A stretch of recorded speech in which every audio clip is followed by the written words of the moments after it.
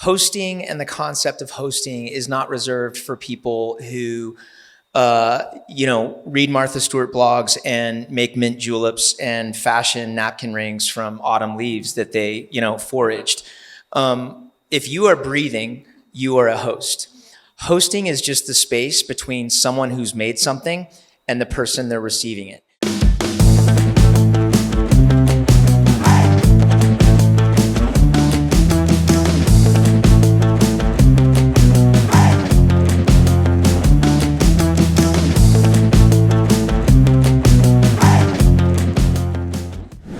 Welcome, everybody. I don't want to talk too much. I was going to do a quick introduction for each of you, but I'll keep it shorter. And then I'll let you, after I introduce you, I'll let you describe your operations, your restaurants, and what you guys are doing. So I am not up here talking for the first 30 minutes. I want to start with Kelsey Champion. She's Director of Operations at Great White Partners. Kelsey is a Director of Operations overseeing expansion efforts with a people-first approach. With over 7 years in hospitality management, she has led the brand's growth from 1 to 3 locations, and there's more underway. Hopefully we'll hear about that. Yeah. So I really appreciate you being on the panel today. Thank you for having me. Great. And then we have Steve Fortunato right next to me. I've known Steve for about 3 years. He's founder of Hospitality Collaborative. Steve spent 19 years in hospitality, and this has inspired him to launch Room 40, a catering concept focused on virtuous hospitality. He'll be speaking about that a lot today, I think. Expanding to include the Fig House, Pharmacy, and the Harper. And Steve's work centers on creating memorable guest-focused experiences. His brands have served high-profile clients such as Bill Clinton and Jay-Z. And he's had partnerships with Brave and Maiden Estate for exclusive events. And also, I added this to his bio, Steve's recently published a new book, The Urgent Recovery of Hospitality. And we'll be giving away 5 copies at the end of the talk here today. And he's got more available in the back, too. So we'll be talking about his new book. I'm really proud of the book. And haven't finished it. I'm more than halfway through it, though. It's really great. Great Thank read. you. And then last, we have Troy Hooper, the Chief Executive Officer of Hot Palate America. As CEO of Hot Palate, Troy heads Pepper Lunch's North American expansion. With 30 years in hospitality and operations, Troy brings expertise in scaling brands and optimizing franchise models. He has rebranded, launched, and improved concepts for major industry players, fueling Pepper Lunch's rapid growth in the U.S. and beyond. So thank you for being with us, Troy. Thank you. So we'll start with Troy. Could you tell us a little bit about Pepper Lunch and explain the concept for us? Yeah, Pepper Lunch is a Japanese fast casual hot plate concept. You walk in, place an order at a kiosk or a counter, and sit down, and in 3 to 5 minutes, we bring a 500-degree sizzling hot plate of raw ingredients to your table. It's kind of the amalgamation of Korean barbecue meets fajita. And so there's no cooking implement. You're in and out in 20 minutes for under $20. Very high quality, high value meal. We've been around 30 years. It's our 30th anniversary this year. And we're in 16 countries. We have 520 stores open. And we're expanding quite rapidly. The North American expansion is going very well. We have 70 stores under active development in 5 states, and expect that to continue to about 600 total stores in America. So we'll double our global footprint here with North America. And then we're going to the Middle East next. That's breaking news, by the way. Haven't really told very many people that. So 6 countries in the Middle East are on our next where we're going, and then I'm taking us to Brazil in 2027. So, are you involved in the Middle East expansion? Only to the extent that as a global leadership team, we work collaboratively. There are different leaders associated with leading that or being the spearhead, but there's a 5-man global executive team that we kind of make all those decisions together. So I'm leading North America, the US, Canada, and Brazil, and then eventually Mexico. That's my hands-on area. Yep. Great, thank you. Kelsey, tell us about Great White. Yeah, so Great White is an all-day cafe.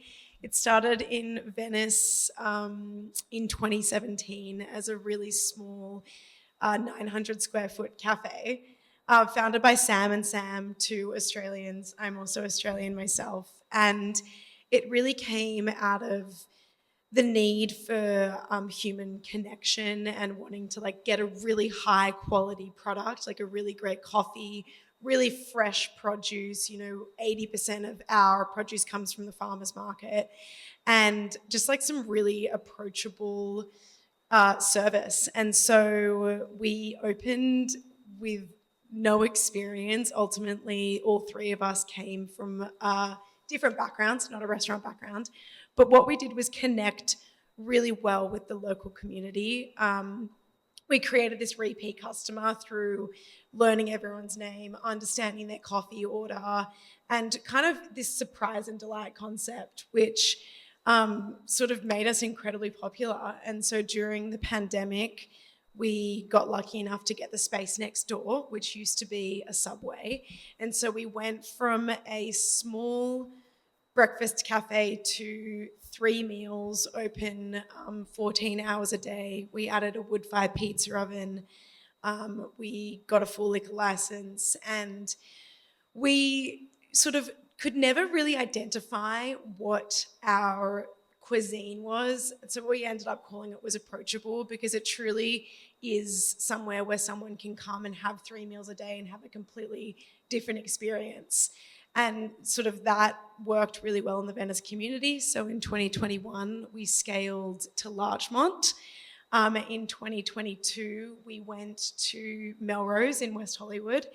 And now we are opening 3 more locations next year, which is really, really exciting. And, it's been such a dynamic leadership journey for me. We really talk about people first, and that means our team members, our guests, anyone that comes through our doors. And so that's what I've been focusing on, is how do you really create human connection and put people first in a world that's skewing in a complete other direction. So I'm excited to share that with everyone in this room. Great, thank you. And Steve, tell us about Hospitality Collaborative.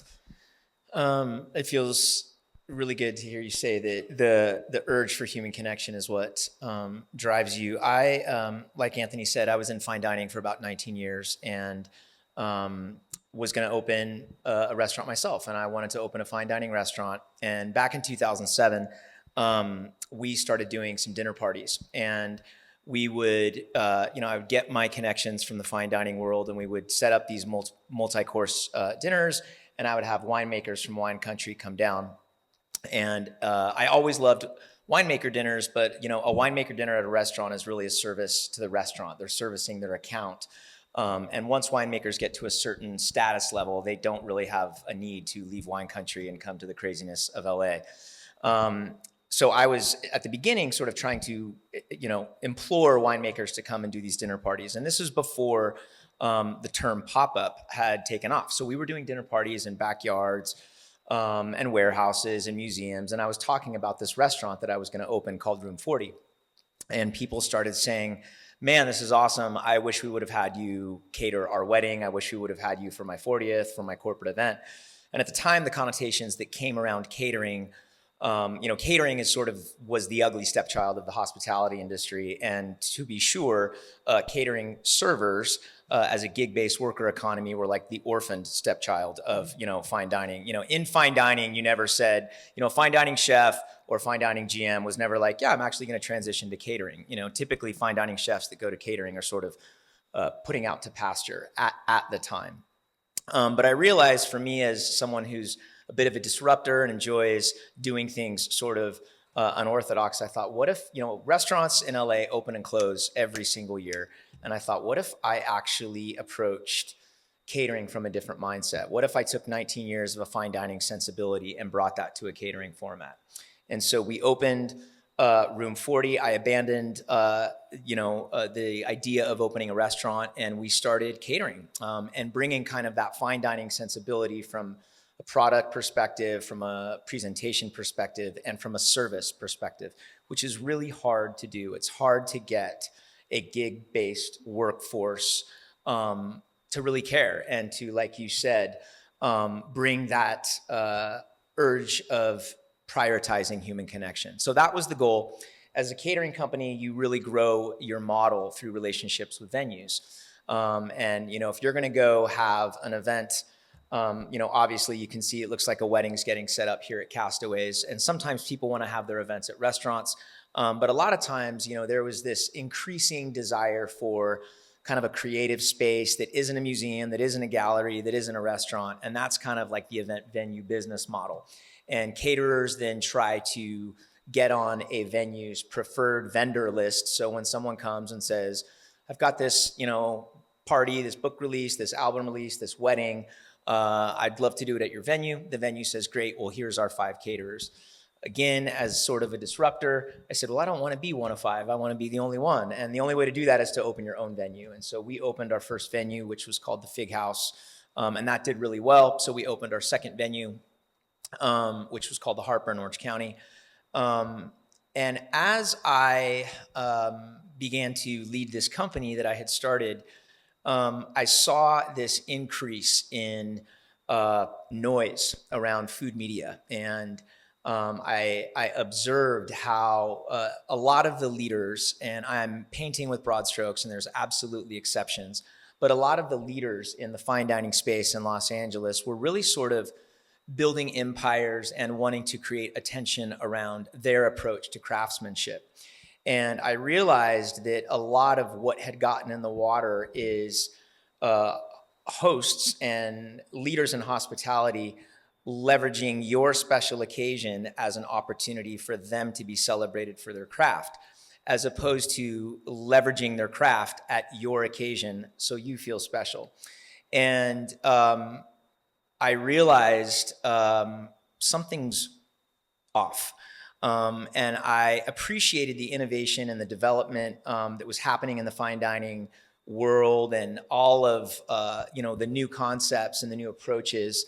But I thought right now what hospitality needs more than inventors is they need archaeologists. They need people to go back and recover this original intention of what hospitality is, which, like Kelsey said, I define hospitality as just making people feel valued.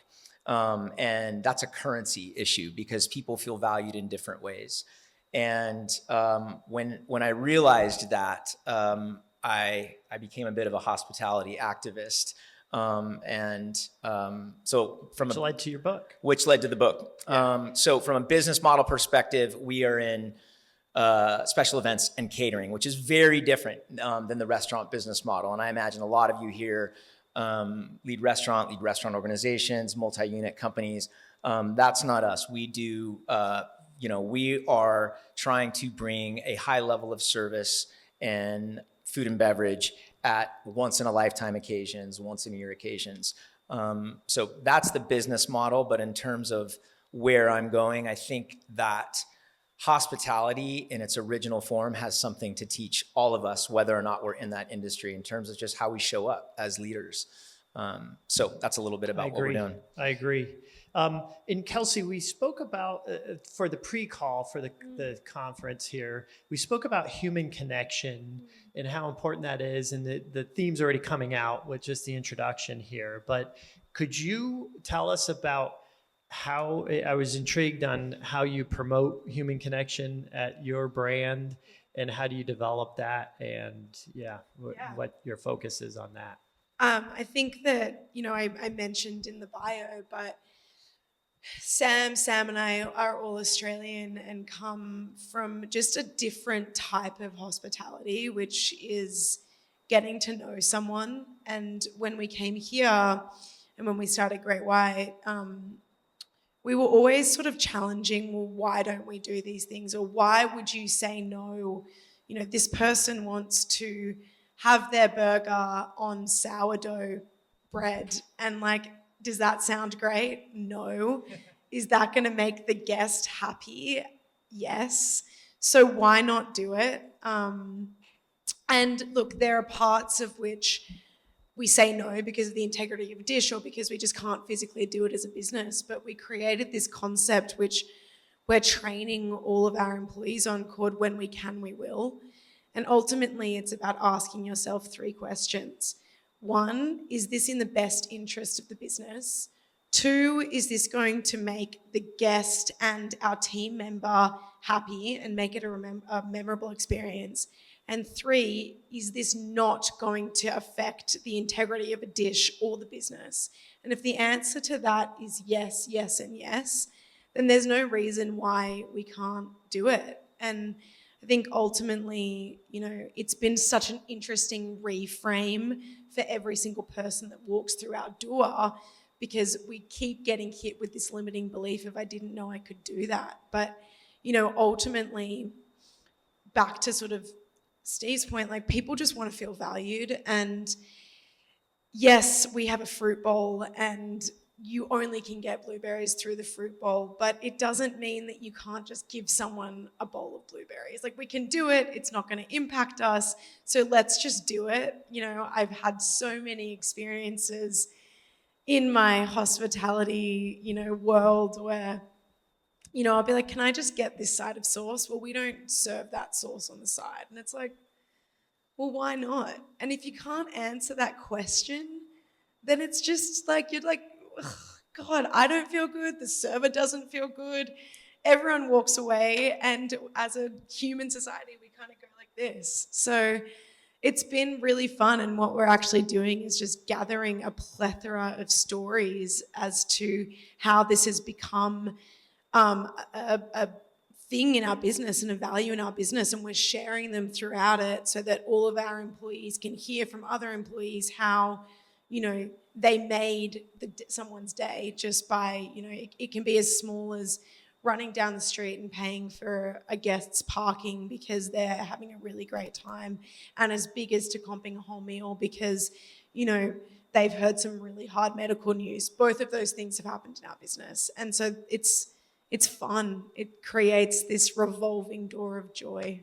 So I hope that answers the question. That's great. And and I know, Steve, you've got some strong thoughts on this, so I'm going to have you hold till the end, but talk to... I do too. I come from fine dining. Yeah. No, I wanted to focus on Troy, but you know what?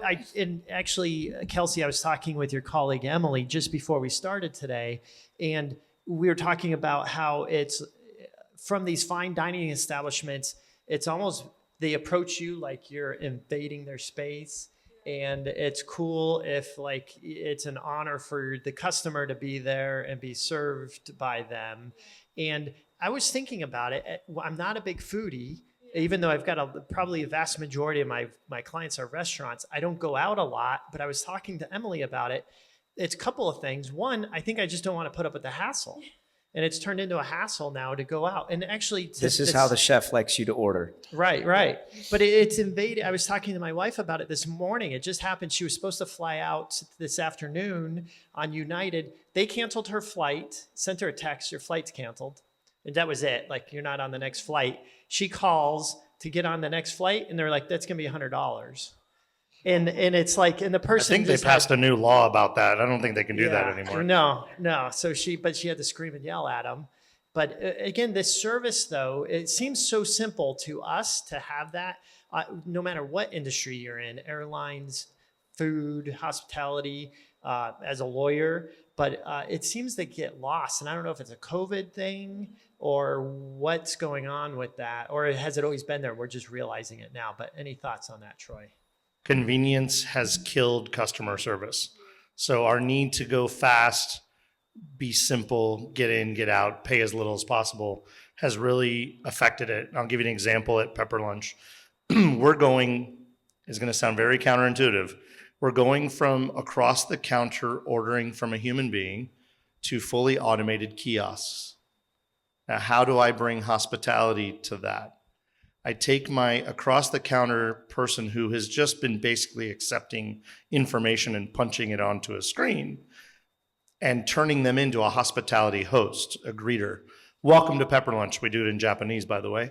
Welcome to Pepper Lunch. Have you ever been here before? We don't have to ask that question. I can tell by the look on your eyes whether you've been here before.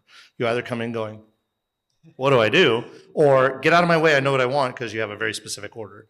And so we're going to flip the coin on the other side and say, how can we bring hospitality in an unexpected way to a fast casual, convenience focused business. And every business won't necessarily take the time, and it costs money to do that. But the unrealized scenario or side of this other side of the coin is it actually costs you a lot more not to care, right? Caring costs money because you have to train and you have to empower and you have to spend time developing culture. You have to first start caring about your employees like they're more than clock in, clock out, right? You have to actually give them more love and attention and personalization so that they'll do that for your customer. And I think that's what you're doing. I think that's what you're preaching in your book. And it is a lost art, but there's a lot of us. There's more of us than you know out there. And even in quick service and fast casual, there's more talk around this because it is going to be the differentiator, especially in places like fast casual, where for under $20, you don't expect that kind of attention. And by the way, I didn't invent that. I stole that from my friends at Mendocino Farms. If you go to the Sherman Oaks store and there's a line down the block, they have a screen on the wall. They probably have an iPad now where they'll do what's called line busting. They'll go to the people who have never been there before, pull them out of line and walk them through the menu because that's what takes the longest to help them feel comfortable about the business and about the menu. And when I saw that 5 years ago, I was like, anywhere I can go that I can affect fast casual or quick service restaurants that way, I will. And now I've had that opportunity with Pepper Lunch, which is unique. Great. And you have Can I another add comment? one thing to that? Sure. I think what really resonated with that is the investing in people up front. And that was a huge, this when we can, we will. Like the biggest thing that we realized in rolling this out is that we have to do this for our employees and we have to do it genuinely so that then they feel like they can do it. It's not something that you just preach and then you sit in your high tower in your corporate office and you're like, okay, well, like, are you doing that or are you not? Like, genuinely, like every single one in our person in our corporate team gets to know the name of every single employee. We find out little things about them. We give them this little surprise moment. And so that then it just becomes this organic thing in which they do it back. Because again, like doing that then shows that they are valued so that then they value other people back to. Let me add to that. One thing I'll just say is I'm known as the practical tactical tip guy. So I forgot to sort of throw it.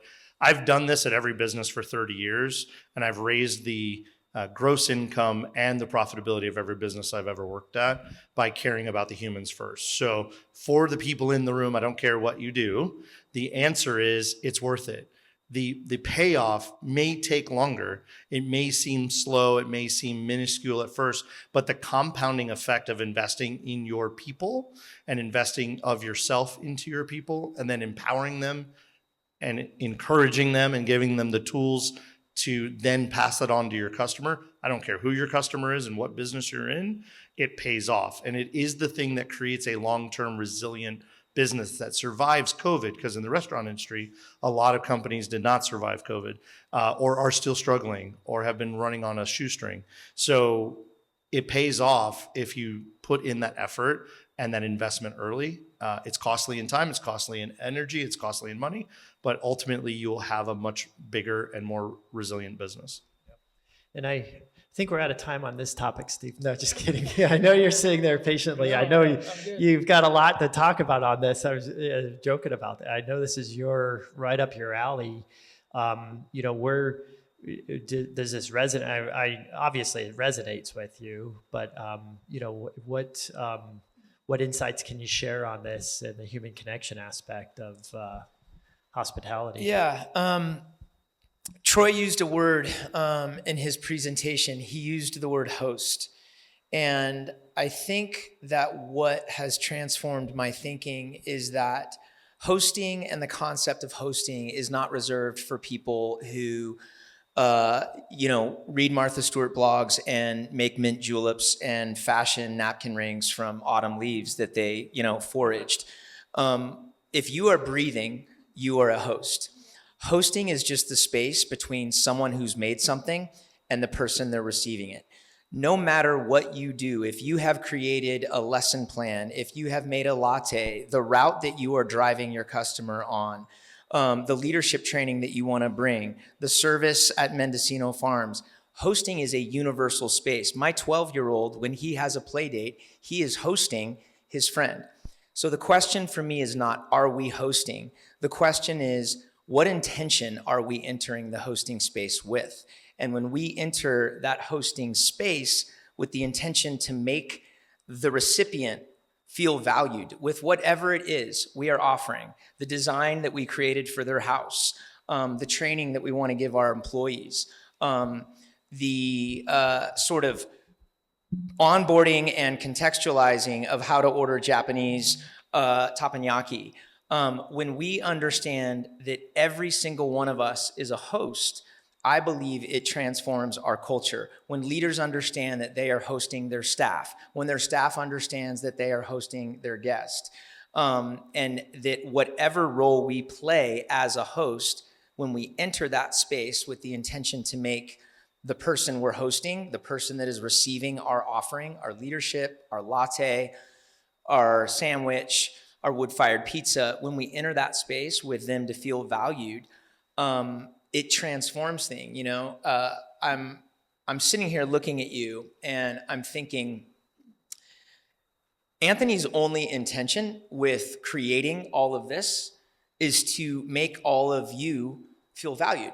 And I know Anthony, and he is not here to demonstrate his intellect, his future thinking. He is wanting to bring value to his community. And so what I talk about in the book, the thing that fascinated me is that as one individual, I can have an experience where I feel frustrated. I feel like I did not get my money's worth. I feel dismissed. Like Kelsey said, I've had experiences where I feel like I'm not cool enough, or at least you're trying to make me feel like I'm not cool enough to be here. And what I talk about is that I believe that that creates a vicious cycle. And we start asking questions like, am I impressed? And what's in it for me? And it creates what I talk about is this vicious cycle of entitlement. And there's a completely alternative energy that gets created when we reset our intention to make the recipients of our hosting feel valued. It creates this virtuous cycle of generosity. And we start asking questions. Who can I share this with? And what can I contribute to today? And I'm observing, you know, what hit me as you did your introduction is that you are demonstrating the virtuous cycle right now. You're here not so that people feel like you're the best labor attorney in, you know, Southern California, which we all know you are, but you're actually here to make your community and the people around you feel valued.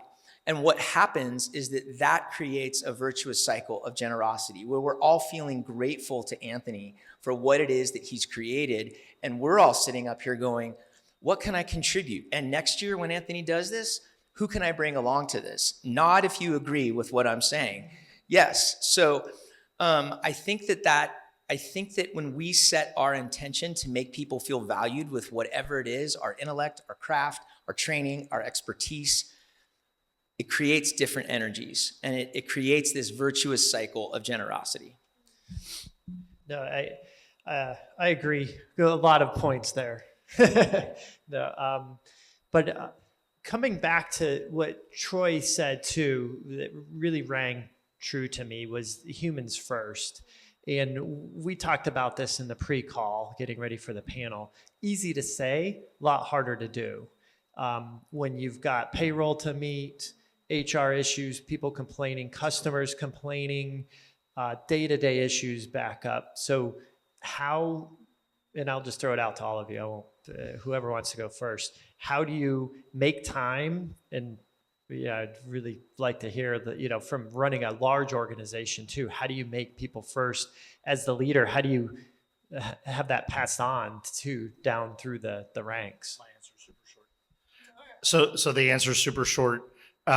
You view yourself at the bottom of the pyramid, not at the top. You flip the pyramid upside down. You work for everybody else. My job is not to come down from on high and approve and give wave my wand over things, which many of my employees think that's my job and ask me for that. And I keep trying to explain to them, they are empowered. Please make decisions. If you screw it up, we'll figure it out later. The answer is I work for them. I owe them something. I owe them knowledge, experience, information, resources, and empowerment, period. I have to give them what they need to do their job, remind them that they're here because they're great at what they do, encourage them to stretch and fail and stumble and learn, and give them that grace and freedom and space that it's going to be okay, that I'm going to catch them, that I'm not going to reprimand them, but I'm going to take that as a moment and an opportunity to learn. And that basically I tell every employee, and I've had about 10,000 employees in 30 years, there's very little you can do to destroy my business. So don't say racist things on the internet. We're probably okay, right? Don't physically assault or sexually assault anybody. We're probably okay. So besides that, let's go for it, right? And I think that's exactly what Kelsey's business is built on completely. I think that's the mindset you have to start with. That's just a mic drop. Done. She's like, and that's what my business is. No. I mean, I think I can just, from someone who runs a smaller business and is actually quite close to it still, but in this really pivotal growth stage where, we have 350 employees. I think the biggest, we're about to go to 600. I think for me, the biggest learning on this is two things. One, when things get really hard, when you have cash flow issues, when there is a million HR issues, go back to what matters, which is the genuine hospitality. And go in, I remind myself, I go into the venues, I connect with people, and I'm like, this is why we're here. We're here for the people. And if we put our people first, everything else will fall into place. And it's a reminder for me personally to just be like, okay, this is why I'm here. And I think the second part that has been so beneficial in scaling culture, for lack of a better term, and, creating trust is getting rid of as much middle management as possible. It was really interesting. We were like, okay, we're adding 3 new venues, and in our corporate team, we were like, all right, we're adding like these 7 new positions, and we did that.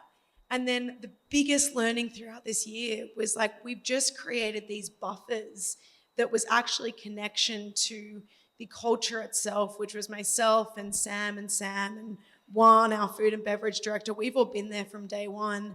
And we were like, why aren't we seeing this people first, when we can, we will mentality? It's because we added too many layers.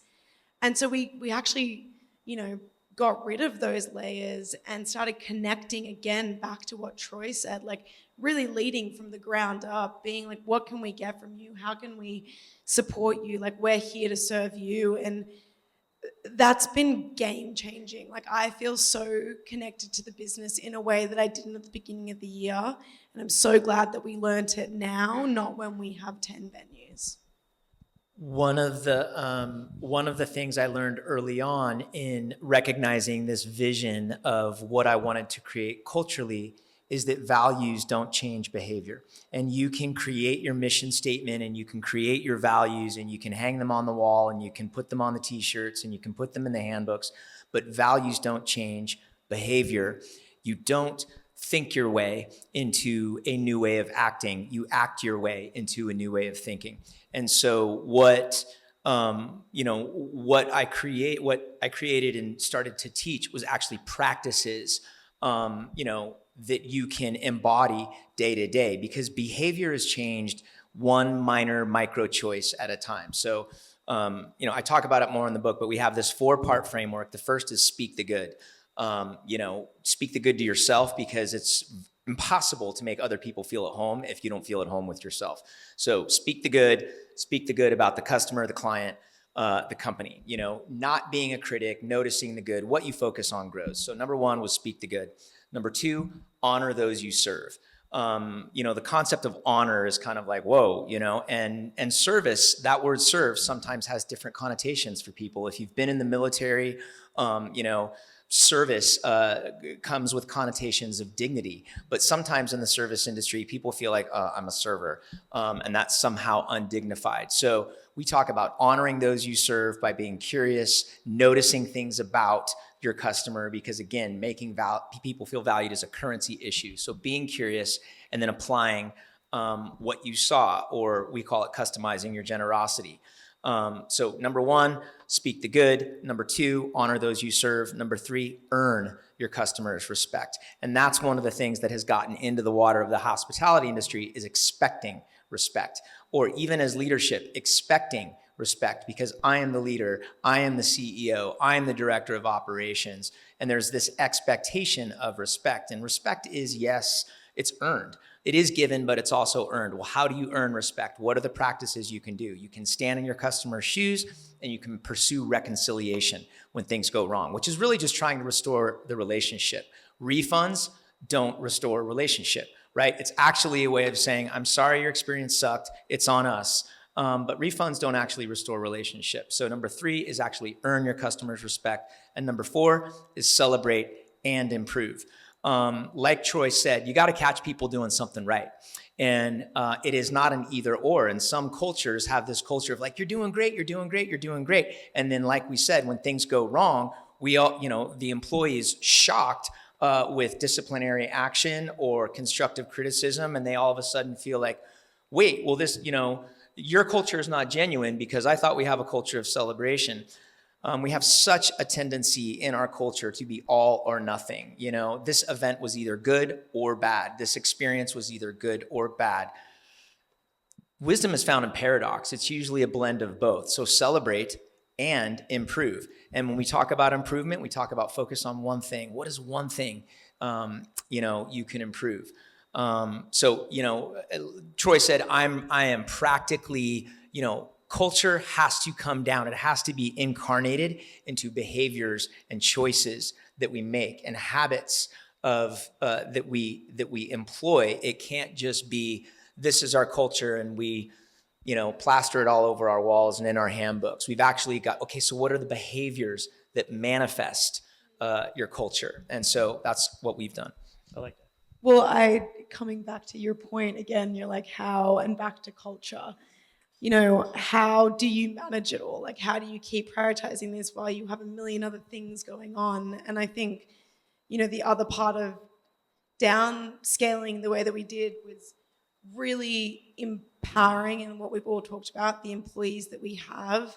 And what we've really done is hire for culture and hire for our values, and understand that that's an innate thing in that person. And they might not have any general manager experience, but they understand and they live by their own personal values and values that align with us.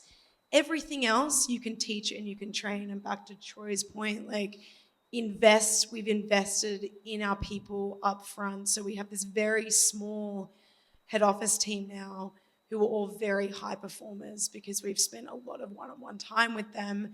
And so then it makes it easier to deal with the HR things. It makes it easier to deal with the cash flow things, with the operational things, because you've got this team of people who are invested and who work really hard and who want to figure it out. The sense I get when you say you spend a lot of one-on-one time with them, and the way that you talk about Sam and Sam, there is no interview. There is no list of questions where you can actually get a sense of what someone's like. Yes, you can be just an expert interviewer, and you can ask really intuitive questions, but people show you who they are in different contexts. And so, the sense I get about your approach to hiring your key people is that there's a variety of contexts that you hang out in. And before you make that decision of like, let's go together on the leadership level, you've gotten a sense of like, yeah, they're like us. They're, they're one of us. And I think that just covers so much that interviews can't. I mean, we have, I always ask, like when we interview people now, I'm like, well, would you like have dinner with this person outside of this job? And if the answer is yes, then I'm like, great, like let's move forward. But if they're like, oh no, but like they know how to do this and they can do this and they can do that, I'm like, doesn't matter, doesn't matter.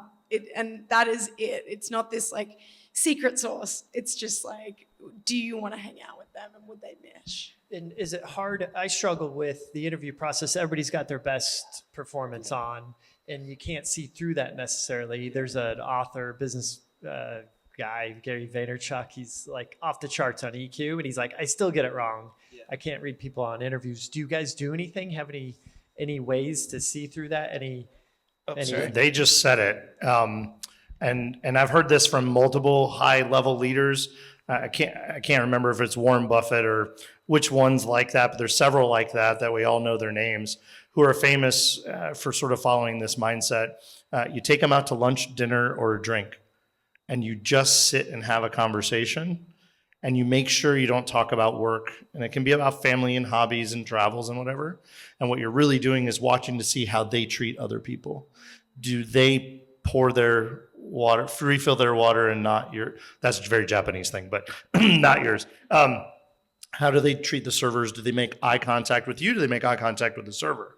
Right? And a lot of people will use this little trick of how does the interviewee treat the service staff at the place when we go out for lunch? And yes, it takes time. Yes, it takes money. Yes, it's something you'll never get back if they were shit. Then, but you learn something that's highly, highly valuable. They should not be a part of your organization because it doesn't fit. So it's saying the same thing they've already said, but in a practical manner. I was talking with my 12-year-old. We fish a lot, and we were talking about going on a fishing and camping trip. And he said the most profound thing. We were talking about this guy, Joseph, and deciding if we should bring him. And he goes, Joseph seems like a weird guy to share a tent with. And I thought, my God, if that is not a distinguishing factor of would you want to share a tent with this person? Obviously, we're not going to go camping with our potential prospects. But one of the things that I look for, especially in the realm of hospitality, is, are they interested in others? And the way that people demonstrate interest is they ask questions and they're curious and they have the EQ to show interest. I cannot tell you how many conversations I'm in and a person does not ask a question of me. They don't actually say, tell me about yourself. And I am a relentless question asker. I probably asked you 30 questions in the span of 10 minutes because I'm trying to get to know you. Questions are the currency of interest. And if you hang out with someone and they don't ask you a question, they probably don't have the ecosystem of interest in others. And when someone is not interested in others, you can guarantee that they are going to show up with a here I am mentality as opposed to there you are. And so I think that, like Troy said, how do they treat others? I'm really looking for, are they curious? And the manifestation of that curiosity is just through asking people questions, That's kind of how I approach it. Kelsey, this kind of leads to what we were talking about on our call for this. You talked about CHIP. Can you share that with everybody? So we've all spoken about EQ, and it was super interesting. We kept saying to our managers, like, just hire someone with emotional intelligence. And they were like, well, what is that? So we spent a lot of time identifying what does emotional intelligence mean in our business. And we boiled it down to an acronym, which is CHIP. And it was 4 key traits in which we identify in a person that is innate and can't be taught. And so the first one is C, which is curiosity. Exactly what Steve said. Do they ask questions? Are they curious? Do they want to learn? The next one is H, which is humility. And ultimately, do they put others before themselves?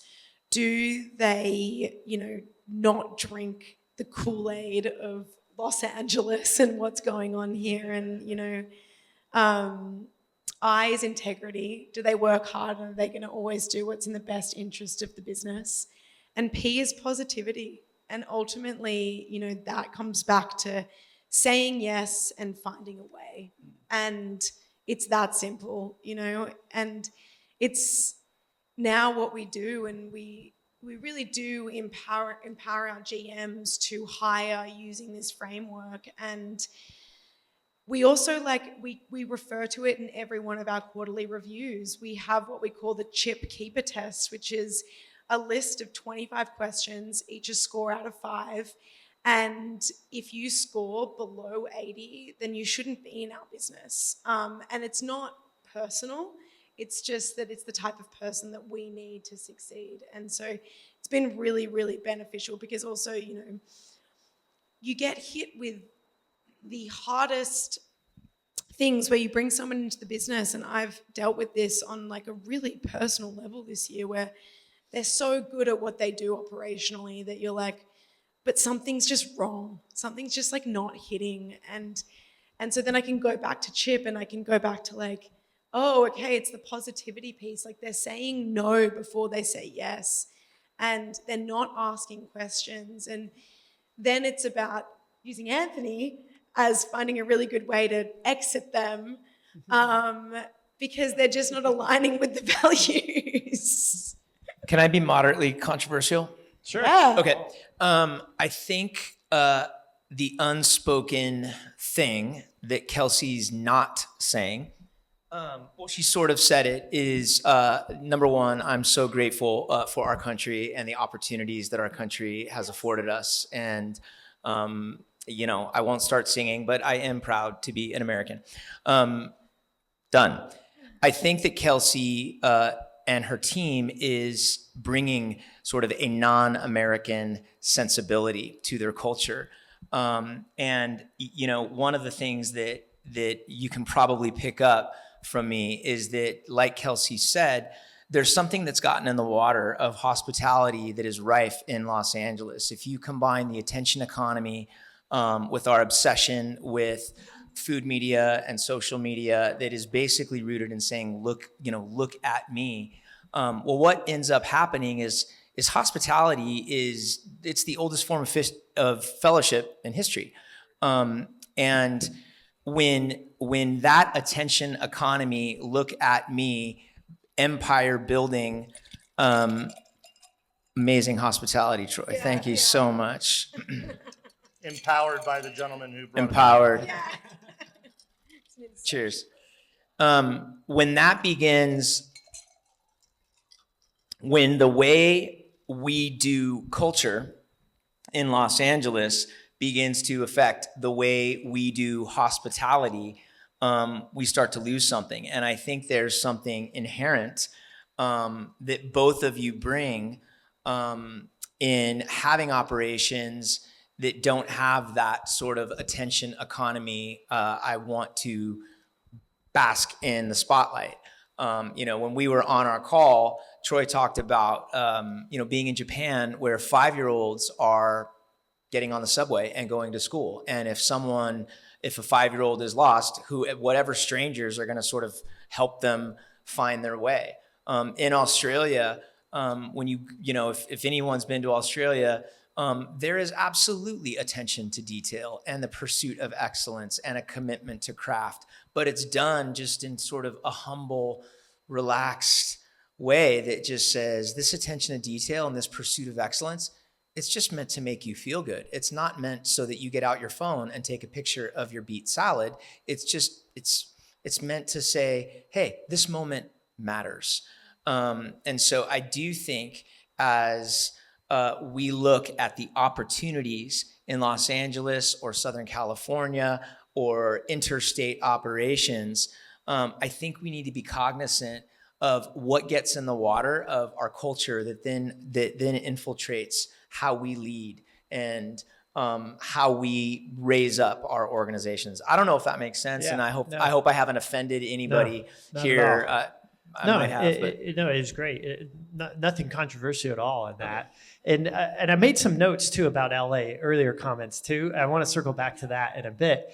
But Troy, I wanted to refocus this to you too. You're dealing with a company based out of Japan and the cultural differences that Steve's speaking about. How does that show up in your organization? Are there things you're taking from there, things that you're leaving and bringing some American culture in? And how do you navigate that? Yeah, I'm very fortunate that while the Japanese business culture projects ultimate confidence and clarity and direction, they are very humble behind that mask and very interested in learning and adopting the things that make sense. And so it's a two-way street.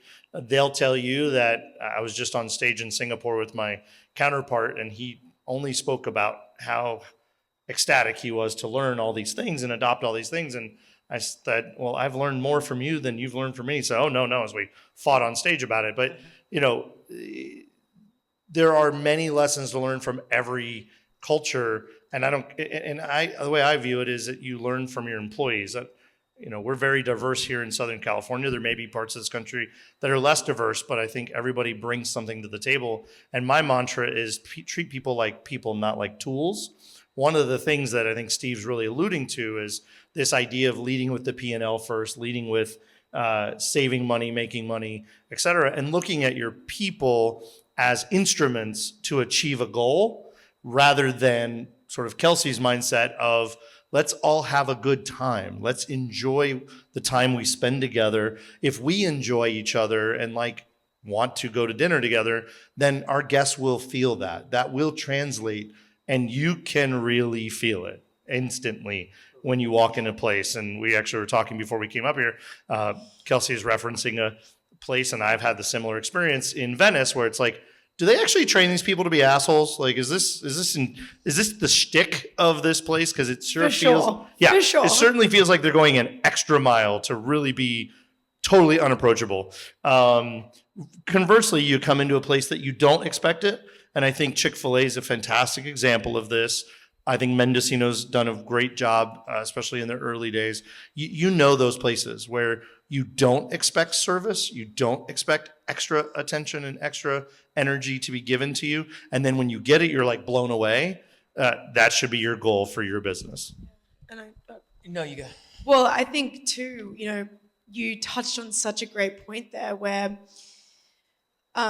we lead with a people first approach. So we aren't talking about finances. We're not talking about the operational side at the very beginning, but because people are so invested and they feel that they're cared about, they want to work incredibly hard and they want to produce really great results. So, our business isn't all like kumbayas, hugs, patting everyone on the back. Like there's a high standard, but also back to Steve's point, we don't gloat about it. Everyone does it because they want to, and they want to produce that high standard because we want to show up for each other.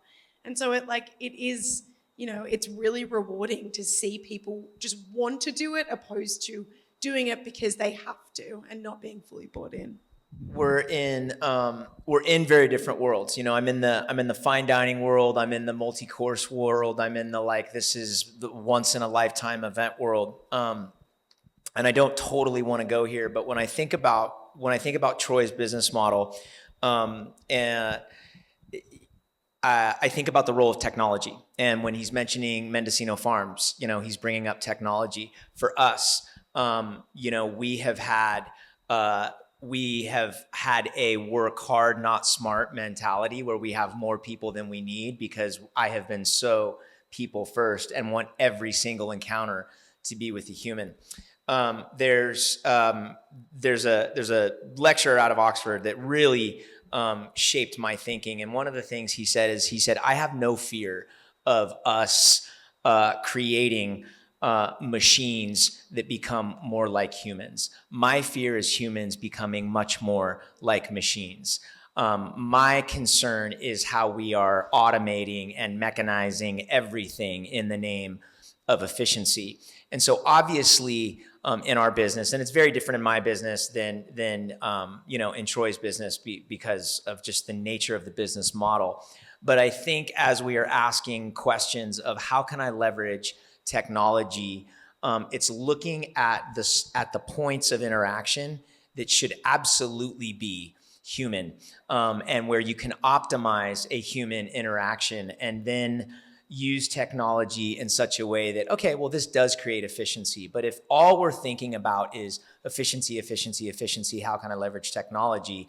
We are becoming more machine-like. We're literally wearing machines. And it begins to break down. A machine can't tell you, I think that person looks confused. I think they could use some empathy. Machines can't teach you that. And so we are going to continue to pursue leveraging technology in our business. We have to. And again, I don't want to go there because you're like the tech expert and I will feel woefully inadequate in this conversation. But I do think leveraging technology while looking for opportunities for human connection, which is exactly what he's talking about. They have an automated way to order, but there's a training of empathy, there's a training of EQ and going, that person doesn't know what they're doing with this machine. Let's come alongside and have a human interaction. And it really comes back to what you said right off the bat on the panel, the differentiation. And that's how you can create it. If everything's going to this commodity-based service, AI is basically going to have a common denominator. You've got to get that right. How are you going to differentiate yourself? You're going to show up with this humanity on top of it and show your, emotions, helping people out, being able to add that on. A transaction is a byproduct of an experience. And if when you come into my restaurant, I can stand side by side, shoulder to shoulder, in close proximity with you and guide you and show you how I care about your experience. I want to expose you to this unique opportunity and we want you to have the best version of that experience every time you come in, then we win. Because across the counter, that barrier and that transactional nature in our fast casual QSR world is proving to not drive results. I can show you the numbers, the difference between McDonald's in a multi-quarter downslide. Very obvious what's happening at Starbucks and why they're suddenly flipping the coin back over and trying to go the other way. And then what you guys may or may not know is when you look at Chili's third quarter results that were just released, and when you look at Texas Roadhouse as a phenomenal example, you think that these casual commodity neighborhood restaurants are struggling, because many are, like TGI Fridays, going out of business. But then why does Texas Roadhouse put up double-digit growth numbers? Because they have the proprietorship model like Chick-fil-A. They empower and educate and give the tools and resources to their owner partners, and they spend lots of time and lots of money with their staff who care about that experience that you have. And the Texas Roadhouse experience is very different, and they're making massive amounts of money, and they don't open until 4 p.m. It's insane. They make more between 4 and 10 p.m. than almost any casual restaurant that's multi-day part. Cool. With the last few minutes we have here, this was not something we prepped on, but it's been a theme about LA and this, you said it's in the water, this kind of we're better than you and getting away from this hospitality service model. Is it LA only? Do you think it's beyond LA? And not to say that... Have you been to Miami lately? No, LA is like angels... And that's the thing I was going to say is beautiful. LA, when it gets done right in LA, I think nobody does it better. You can't go anywhere else and get the type of service, not even just restaurant. It's somebody, a craftsman coming to fix your garage door, to retile your bathroom, something like that. But yeah, is it something just LA or are we seeing it? This is my 32nd year in LA. I got here in 1996 and I got here when I was 18, and I think that LA becomes a bit of a loudspeaker to what happens in other environments. I think New York, LA, Miami, Chicago But in fine dining, there are very few fine dining restaurants that you can go to where the server does not approach you and say, have you been here before? Well, then you'll know how the chef likes you to order, and essentially give you instructions. Plates are meant to be shared. We recommend 2 to 3 plates per person, and we need you to order all of your dishes at the same time. Like, that's the spiel in fine dining, where like from the moment you sit down, you are instructed how the restaurant will facilitate your experience, irrespective of if you were envisioning a different experience. So I don't believe, as Troy said, have you been to Miami? I don't believe that it is only LA, but when you have a center that broadcasts media and entertainment and fine dining, some of the cultural norms that become part of the LA culture begin to spread in other metroplexes throughout the US. So, to go to a fine dining restaurant and have that high human connection, human first, customize your generosity experience, it is rare. It's really rare. Yeah, I mean, I think I kind of went, when you asked that question, I went to a point where I'm like, I think it's a human issue, which I know is very existential. But I just